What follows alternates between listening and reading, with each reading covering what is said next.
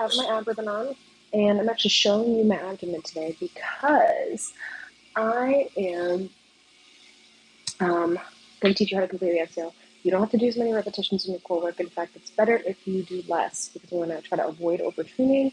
We want to try to avoid overuse injury and all that stuff. But we want to get strong, so you got to work out.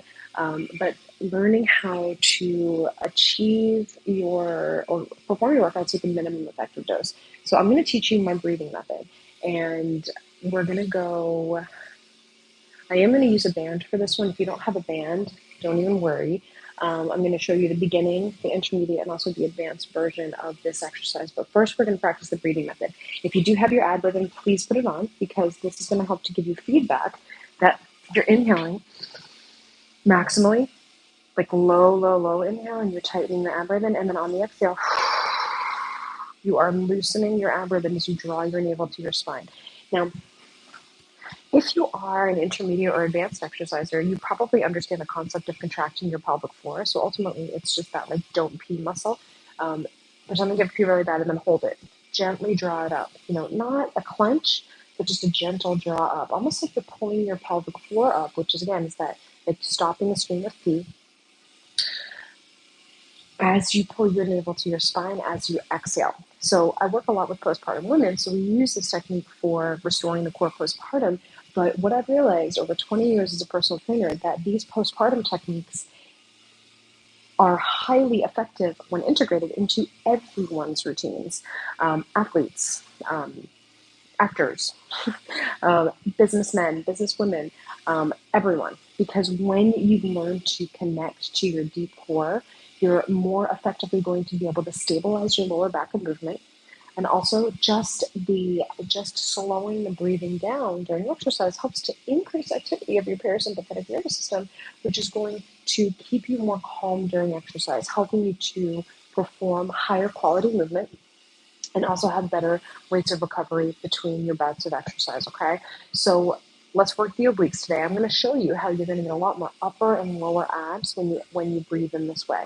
So we're basically squeezing every last ounce of air out of our lungs using our abs, so that in every single repetition, you're using those deep upper and lower abdominals to close the ribs. It's almost like you're doing a crunch, but you're just doing it with your breath.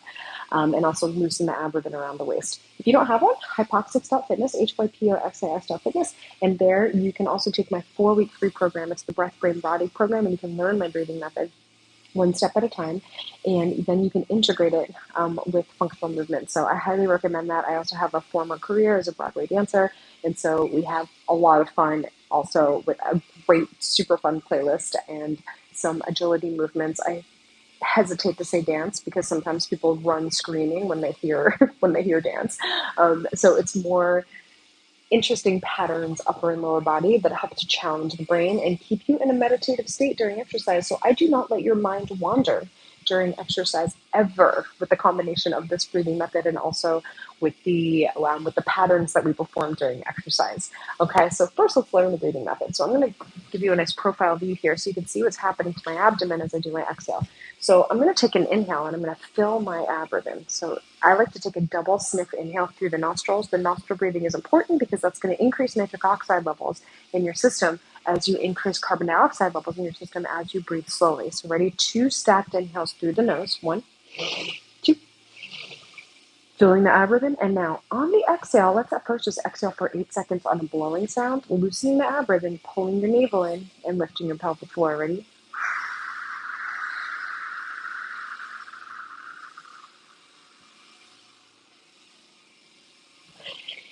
Now, over that 8 seconds, I'm exhaling pretty forcefully, so the velocity of the air is important, like you're blowing up a balloon. So you want to get a bit forceful with the breath because that's what's going to help integrate like a forced exhale, a higher level of pressure coming out of the mouth, not a gentle exhale. This is not gentle. Now, as you go through the beginning of the 8-second exhale, you can be a bit gentle at first, but depending upon your lung capacity, you might need to be pretty aggressive, with the exhalation so that you actually get to the end of your breath and you feel those deep lower abdominals kick on by the end of the 8 seconds. And that's going to be individual and that's going to vary per person. And this is why I do individual coaching, even online, to help you to find what your breath is, what your engaged exhale is. So now we're going to learn the whole breathing method, and I've actually been doing research on this for the past 3 years, and we're about to launch our second study after the pilot study, where we use this breathing method in the research. So it's incredibly exciting, and we're going to look at lactate and fat loss and a lot of other methods, a lot of other variables.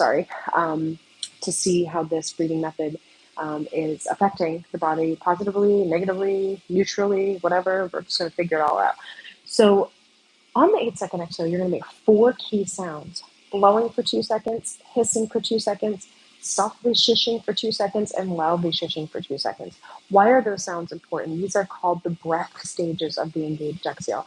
Those sounds are important because you're creating resistance for your airflow, kind of like you're a wind instrumentalist and you're blowing into a clarinet or a reed or something like that. You're going to get a higher level of abdominal activity when you use your mouth and your tongue, and shapes of your embouchure. My husband was a professional trombone player.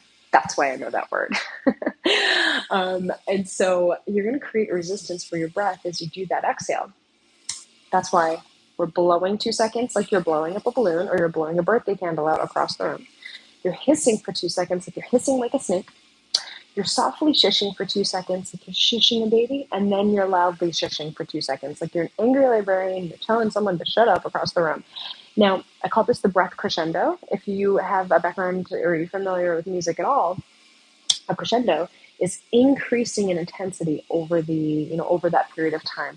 And so, like, if you're a singer, then if it's a crescendo, you start softly and then you get much louder by the end of the that crescendo. So I call this the breath crescendo because you're increasing in intensity of the breath over the 8 seconds.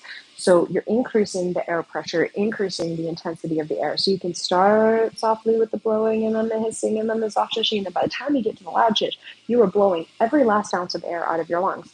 Now, some people don't have the lung capacity to even get to the 8 seconds. And some people have great lung capacity and breath control and don't even feel like they're getting to the end of their breath in 8 seconds. And again, this is why it's individual. You need to figure out what your airflow and your air velocity needs to be to actually get to the end of your breath and feel those deep abdominals kicking on by the end of the 8-second exhale. Okay, so let's take it. Inhale, 1, 2. I'm filling my abdomen, and then on the exhale, I'm pulling my navel in. Here we go.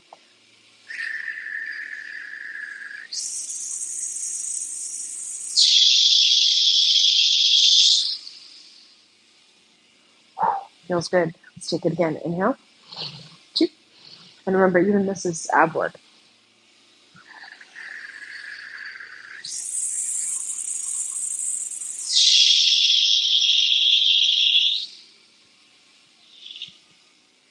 Inhale.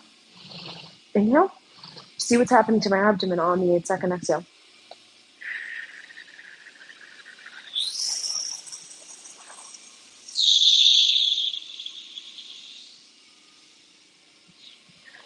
Now, I've been doing this method for so long that sometimes when I'm doing my own workouts, I'll do a loud shush for even longer than 2 seconds to really get to the end of my breath.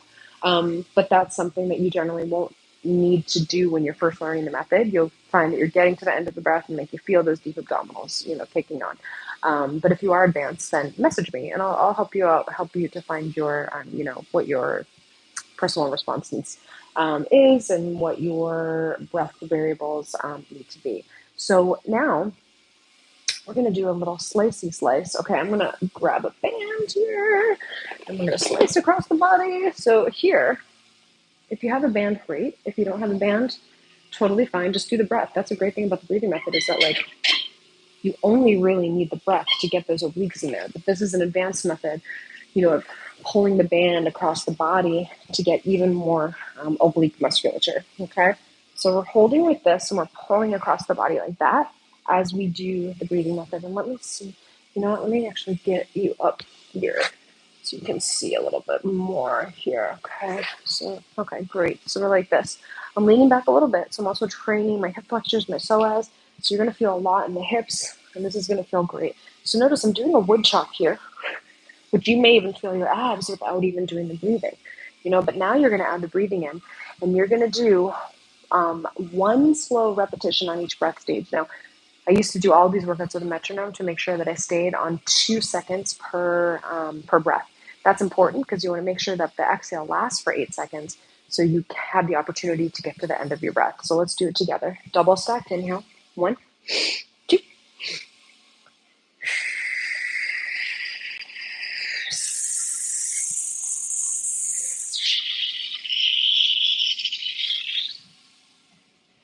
Inhale. Obliques, I know.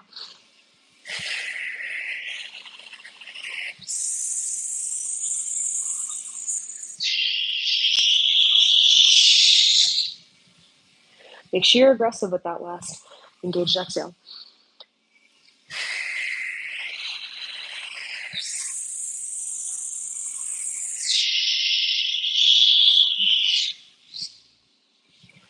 This one, for the advanced, let's try 2 repetitions on the loud shish and see how that feels.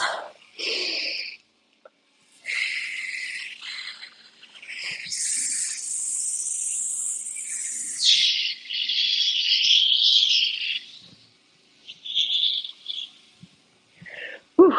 And sometimes I feel like I really need that extra push at the end to get to the end of my breath. Now, you may notice I'm a little bit out of breath, and this is why using this breathing method, it is actually a wonderful method of also training the cardiovascular system, because you will notice that when you get to the end of your breath, you get a spike in your heart rate when you go back to the inhalation. So it's a great alternative to add intensity to your exercise, especially if you're a person who maybe is injured, elderly, or just wants some other method of adding intensity to give you a variety of methods of intensity to avoid overtraining.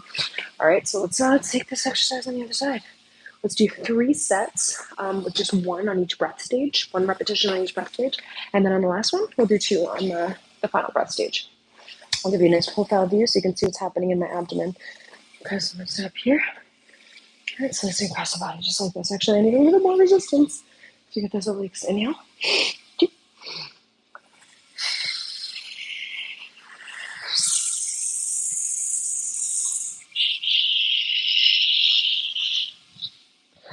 Loosen the ribbon on the loud shish.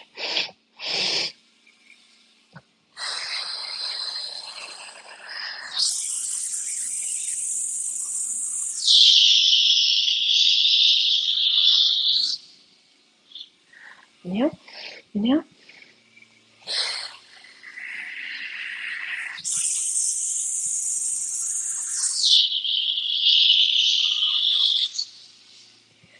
Very aggressive with the loud shish. Last one. Let's try 2 on the loud shish on this last one.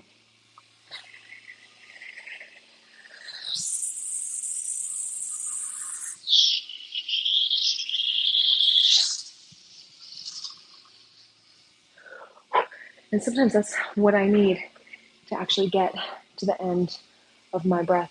Holy banana-roni here. That's enough for today. And so basically, I've designed a series of these, of these workouts where I combine this particular breathing method with functional movement, with lunges, with squats. So you're training your core in every single movement that you do. So some days, if you don't get down to the ground for core exercise, it's completely fine, because you are training your core, you're improving your core endurance, and you might even get more out of your core work if you exhale to the end of your breath. And so that's pretty much it. I know I have someone in the comments saying more exercise, less yapping. Well, the main purpose of this one is to break down the science as to why breathing in this way is helpful, and and is worth doing. You don't have to spend as much time performing as many repetitions if you breathe in this way. It's going to help with your focus. It's going to help with your attention during exercise. It's going to help to improve recovery rates in between exercise bouts. And so it's incredible. And thank you guys for joining. Please join me at hypoxics.fitness. It's hypoxis.fitness. And there you can join the free Breath, Brain, Body program. You can learn my research-supported, I can officially say that now, after our first study was published, breath method for free. And you can learn this breathing method and apply it to a functional movement, agility patterns. Again, I have a former career as a Broadway dancer, so I will always understanding the cognitive benefits of adding in patterns, hand and foot patterns into workouts for not only reducing injury because of the variety of movement and not just performing the same movement all the time for cardio, but also the brain benefits of short-term memorizing patterns and performing them in conjunction with the breathing method. So I challenge you, come and join me if you want an ab written, my invention. You can also find that there at hypoxix.fitness, hypoxix.fitness.